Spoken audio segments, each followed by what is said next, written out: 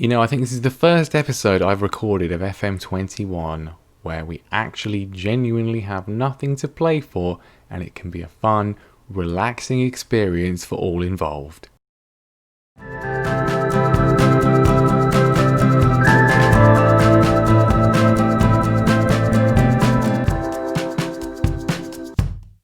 Hello everyone and welcome back to the final episode of the season of Norwich City bouncing back. And well, bouncing back is exactly what we have done in style. We have been promoted back to the Premier League at the first time of asking, and we have done it as champions, as we saw last time out. Made it a bit difficult for ourselves with some sloppy performances, but we got the job done against Bournemouth and then against Watford to seal the title. And well, it's a pretty impressive point tally, 103 at the moment. If we win the final match of the season today against Barnsley, we will equal Reading's record of 106 points.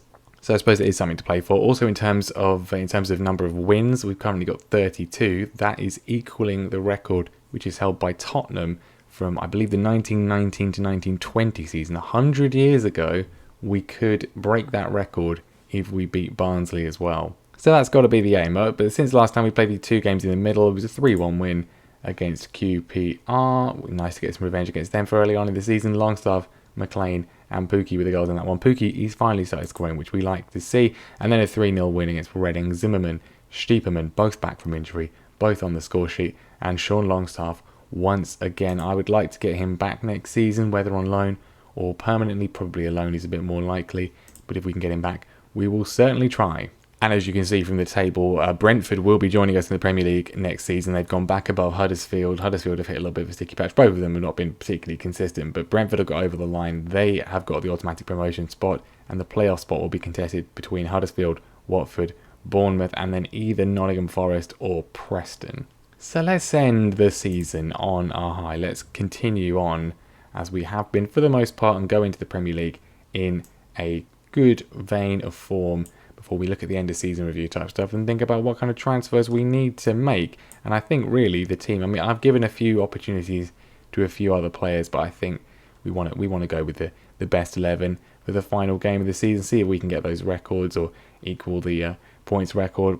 Equally, we don't want anyone to get injured, of course. So let's be sensible. In terms of risk assessment then, actually nobody is particularly in danger in the normal first 11 apart from Christoph Zimmerman, so I think we will probably give him a rest. Don't want any sort of flare-ups for him. He's very, very important. And a few other players are nursing a bit of injury as well. Kieran Dowell, no sense risking him. Oliver Skip as well. Max Aarons is also out for 3 weeks with a twisted ankle, so obviously cannot play. But otherwise, we will go with this lineup. Tim Krul's going to be in goal.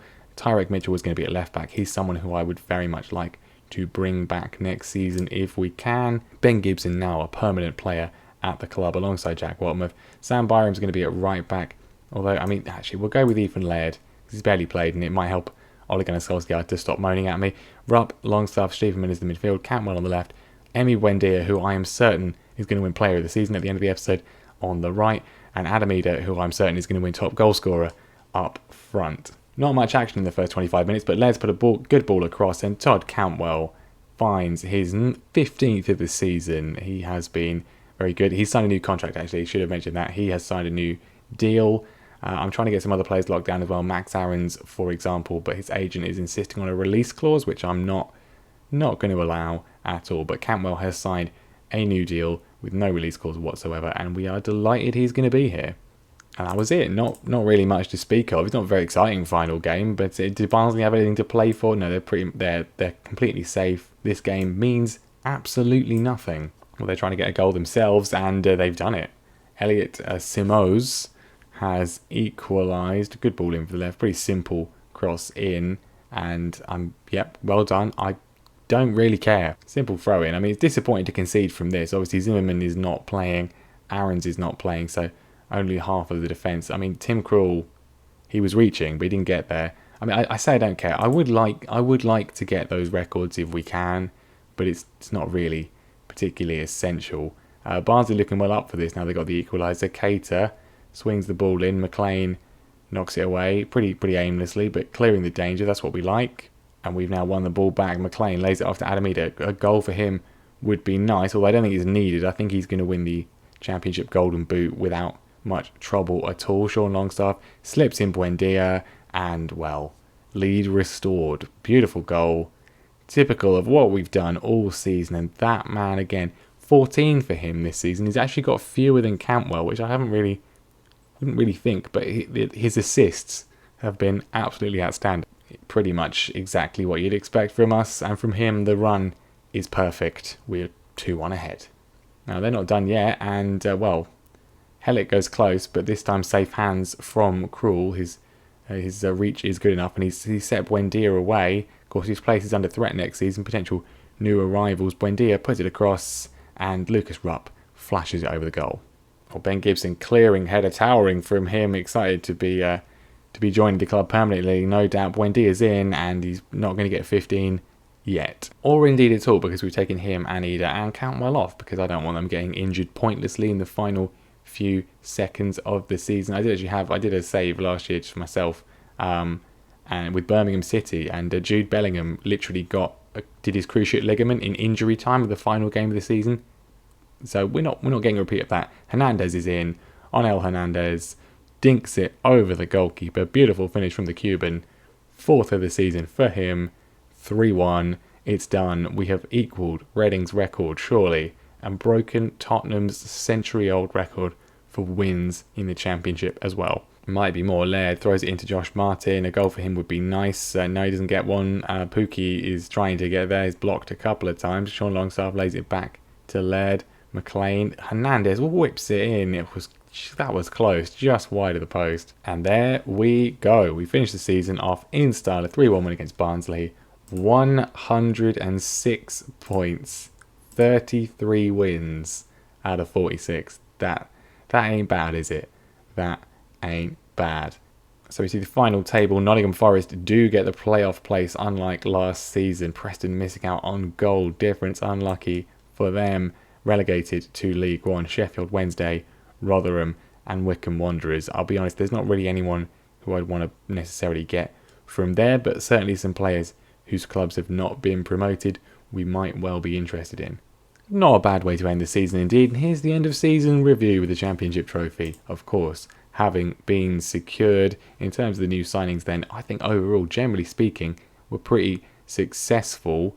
Tyrick Mitchell, Ben Gibson, both I think were outstanding, pretty much ever present. Gibson played nearly every single match.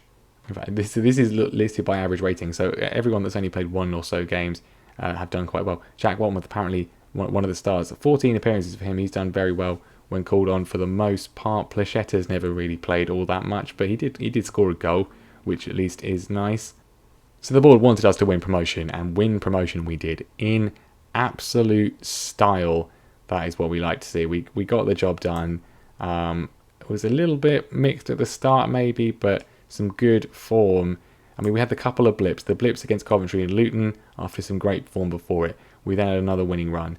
Blips against QPR and Barnsley. We then had, well, obviously the blip against Bristol City as well, but then another excellent winning run here. This is when it was secured, really. This is when we opened up the gap on Brentford and Huddersfield, and then that gap just got bigger and bigger, and eventually has ended up being 20 points clear of Brentford, which is pretty good indeed. Again, a little blip last time when we needed that pretty much 1 point to get over the line, but we did get the job done. The 7-0 win against Stoke was absolutely fantastic.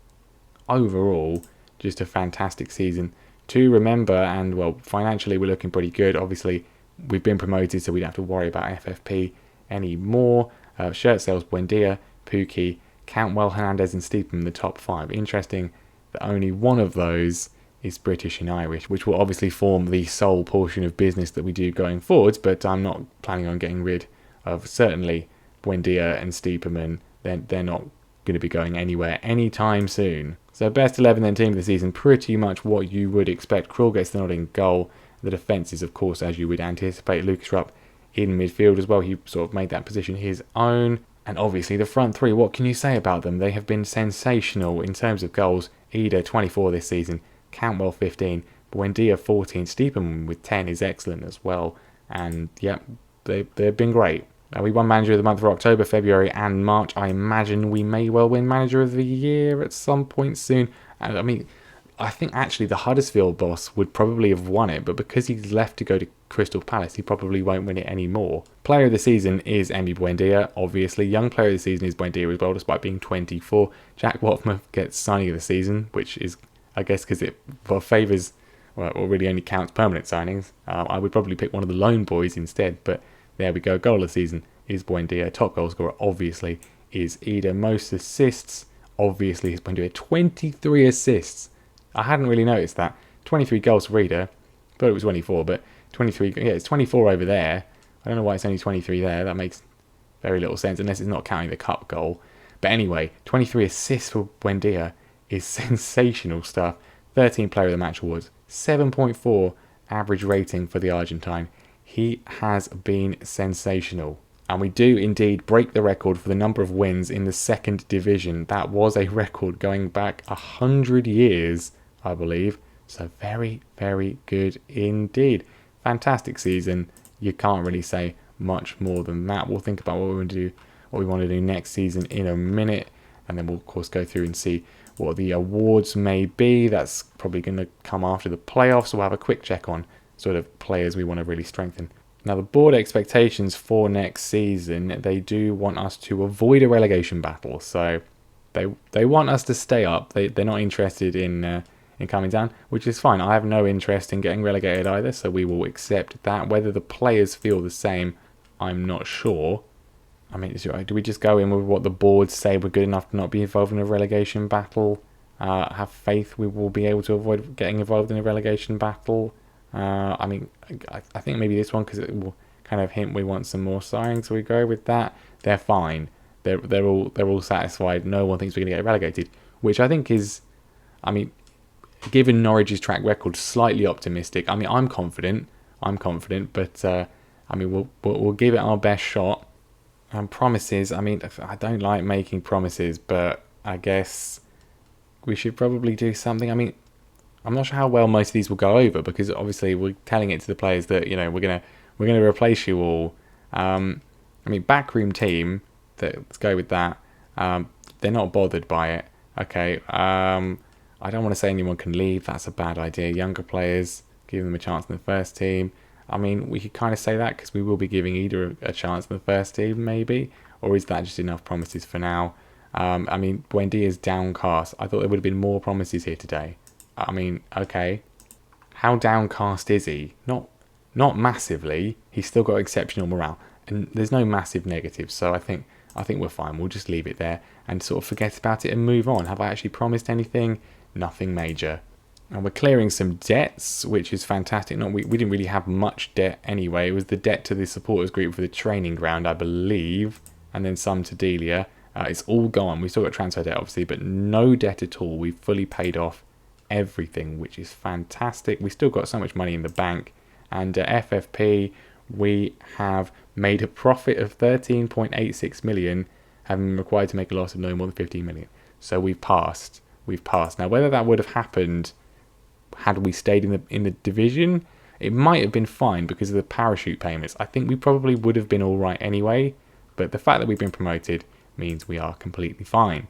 Commercial summary there again in more detail. Sponsorship 6 million. I mean, this is going to be one of the interesting things, because obviously, eventually, hopefully, we'll be able to sign sort of established England internationals, and then also, you know, potentially any stars from Scotland, Wales, Northern Ireland, and so forth. But we're not going to be able to get in your sort of big name players from South Korea or from Brazil or from the United States that would really bump the sponsorship revenue up. So we're going to be kind of lagging behind a little bit by that. So it's going to be interesting to see how that goes. And matchday and commercial as well. We want to at some point expand Carrow Road. Carrow Road, this is kind of the case in real life, is pretty much always sold out.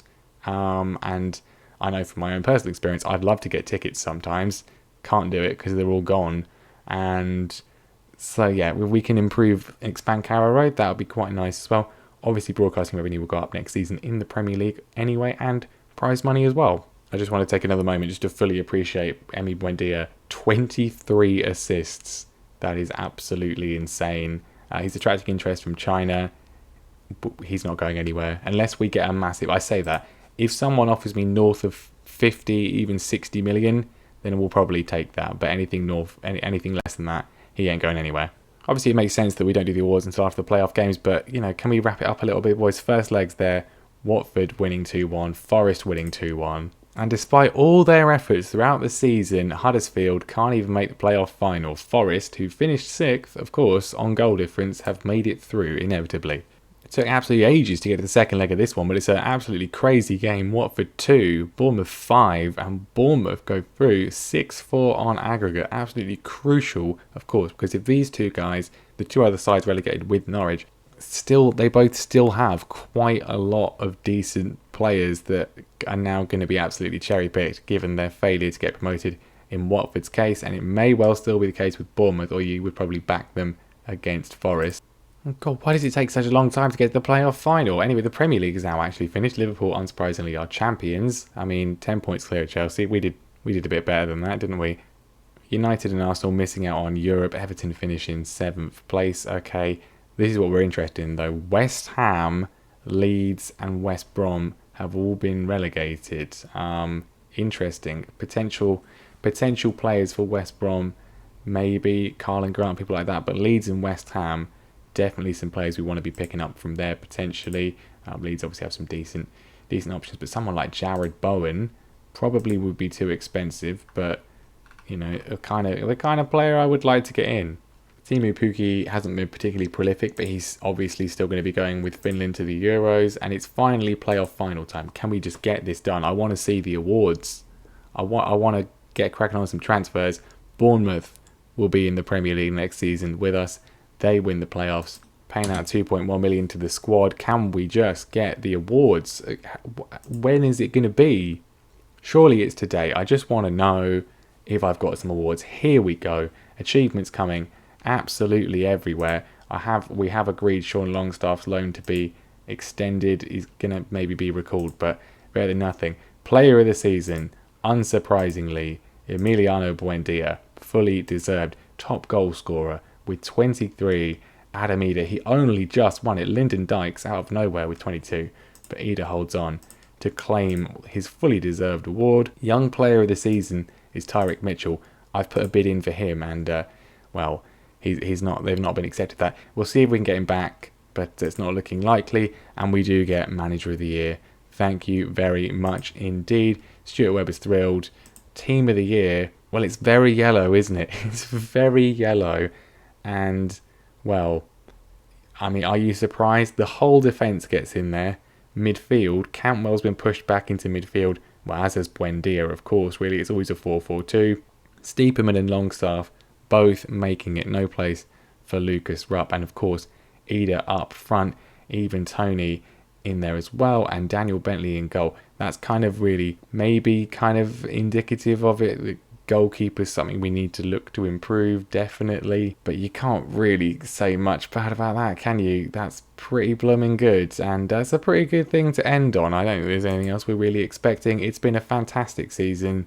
And we will be back next time to see if we can do what Daniel Farke couldn't and keep Norwich in the Premier League. Briefly, in terms of where we want to strengthen, really everywhere. We want to strengthen throughout the entire side, pretty much. But I do think goalkeeper's definitely a priority. Krul is 33, McGovern is 36. Neither of them particularly amazing. Krul did help us out towards the end of the season. We will need another centre-back because I will be getting rid of Grant Hanley. So we wanted to get someone else in there. Fullback is obviously an issue because, both of our left backs are here on loan. So we need to do something about that. Hopefully we can get Mitchell back, but if not, we'll need a couple of bodies in there. And in terms of backup right back, we're not going to be getting Ethan Laird back, I don't think. Midfield, obviously Longstaff is going to be back almost certainly, which will be good. But Skip, we need to replace him. And again, some potential upgrades throughout. Kenny McLean, people like that could potentially be improved upon. The starting wingers I'm very happy with, but I do think we need a little bit more support. Maybe Hernandez and Dowell have done okay, but maybe someone else in, potentially the other Loney or someone permanently, who knows. And I think the other big area is striker, because obviously Eder's been amazing. Pukki he's wanted by our athletic pumper, Osasuna, I think that is. Wanted by them. I'd be prepared to sell him at 31 years of age, to be honest. Get a bit of money for him in would be quite good. And then get a couple of strikers to really help Adam out in the Premier League, but that will be next time. Feel free to put any comments down below about what you think we should do in terms of transfers and things like that, but make sure you leave a like on the video as well if you have enjoyed our successful Championship promotion season, and make sure you are subscribed so you don't miss how we do in the Premier League and of course those signings next time. It was stressful at times, but in the end it was a very enjoyable and very successful season. Thank you very much for watching, and I'll see you next time.